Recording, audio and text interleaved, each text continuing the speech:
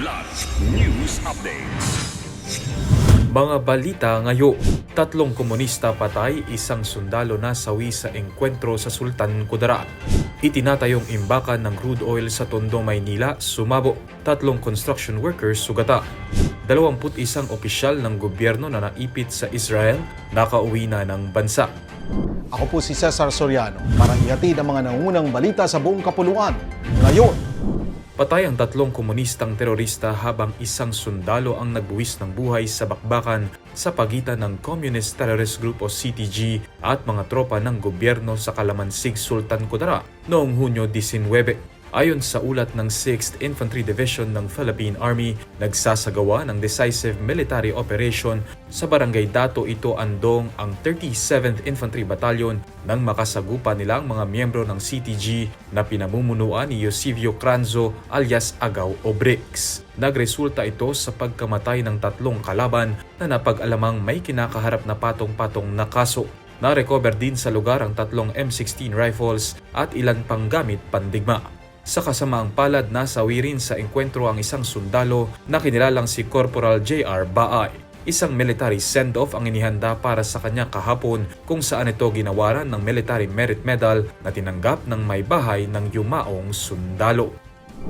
Sugatan ng 3 construction worker matapos ang pagsabog sa ginagawang imbakan ng crude oil sa isang warehouse sa Tondo, Maynila nitong Sabado, Hunyo 21. Ayon sa Manila Police District, nangyari ang pagsabog bandang alas 9 ng umaga habang naguhukay ang mga construction workers sa loob ng ginagawang storage facility.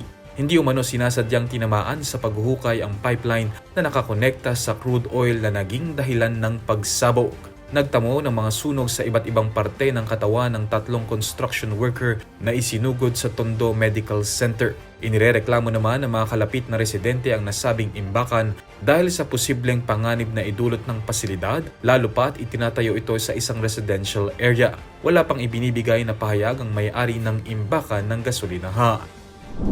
Kinumpirma ng Department of the Interior and Local Government o DILG na nakabalik na ng Pilipinas nitong Sabado ng umaga ang mga opisyal ng gobyerno na lumahok sa isang study tour sa Israel. Ayon kay Secretary John Vic Remulla, bumisita ang 21 opisyal para sa isang invitational tour na binayaran ng Israeli government para matuto sa agricultural practices ng nasabing bansa.